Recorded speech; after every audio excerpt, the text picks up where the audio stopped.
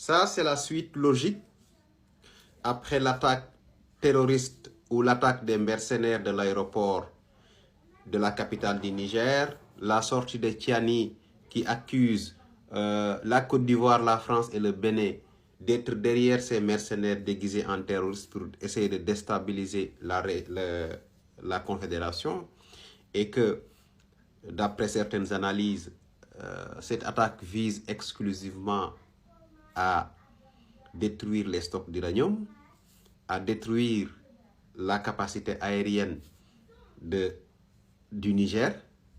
Bon, Alassane Dramane Ouattara convoque l'ambassadrice du Niger à Abidjan. C'est une suite logique, très sincèrement. Mais moi, ce que je voulais dire, c'est une alerte que j'ai faite par rapport à Ouattara. Ce n'est pas la première fois que la Côte d'Ivoire est citée dans le cas d'une ingérence ou bien d'être une base arriérée de mouvements qui déstabilisent un autre pays. Et je vais vous donner un exemple qui n'est ni le Mali, ni le Burkina Faso, ni le Niger. On va aller au-delà des années 1970, dans la guerre de Biafra. La guerre de Biafra qui est une région pétrolifère au niveau du Nigeria, dans le delta du Niger, où le général de Gaulle avait soutenu les Biafrais pour leur demander de prendre leur indépendance pour permettre aux entreprises françaises de mettre la main sur le pétrole. Cette guerre du Biafra a fait plusieurs centaines de milliers de morts. Et quel était le rôle de la Côte d'Ivoire? Ce n'était pas que la Côte d'Ivoire, il faut le savoir, il y avait également le Gabon de Omar Bongo qui avait accepté, ces deux pays, au fait Boigny et Omar Bongo, avaient accepté que leur pays soit les bases arriérées des rebelles biafrais et leur aéroport soit des aéroports de transit. Cette guerre a fait plusieurs milliers de victimes.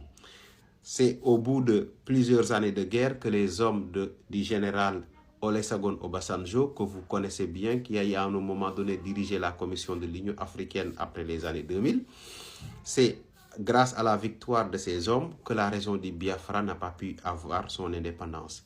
Maintenant, ça, toutes ces personnes ou toutes ces victimes avaient vraiment impacté psychologiquement au fait qu'ils avaient décidé d'adopter ces enfants-là en tant d'être leur papa de tous les orphelins de cette guerre-là. C'était une manière de soulager sa mémoire aussi, parce que tout le monde connaît l'importance qu'il y a dans l'importance de la vie humaine. Si vous voyez que votre voisin a perdu des milliers de personnes alors que vous aviez accepté à un moment donné que votre pays soit une base arriérée, une base de transit pour attaquer l'ennemi ou pour déstabiliser le Nigeria. Donc, moi, ce que je veux aujourd'hui, c'est que Alassane Dramane Ouattara ne fasse pas la même erreur. Je ne dis pas que c'est lui qui attaque, mais en tout cas, si on se réfère aux documents historiques, la Côte d'Ivoire a eu dans l'histoire à être une base arriérée de mouvements qui attaquent un pays souverain avec la complicité de la France. Et le Gabon aussi avait accepté, et cette guerre du Biafra a été l'une des guerres les plus meurtrières après les années 1970 dans le monde anglophone de l'Afrique de l'Ouest. Maintenant, pour ce qui est de la Côte de Ouattara toujours, je rappelle que Ouattara a lui-même devait, s'il est l'auteur de ces faits-là, je pense qu'il y a une chose, un petit rappel qu'on doit lui faire, c'est-à-dire qu'à un moment donné, la question de l'ivarité même l'avait exclu d'être ivoirien.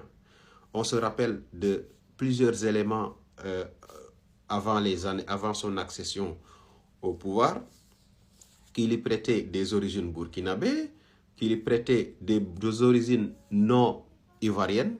Donc, que ça soit vrai ou ça soit pas vrai, les personnes qui l'accusaient de ne pas être ivoirien, c'est des Ivoiriens.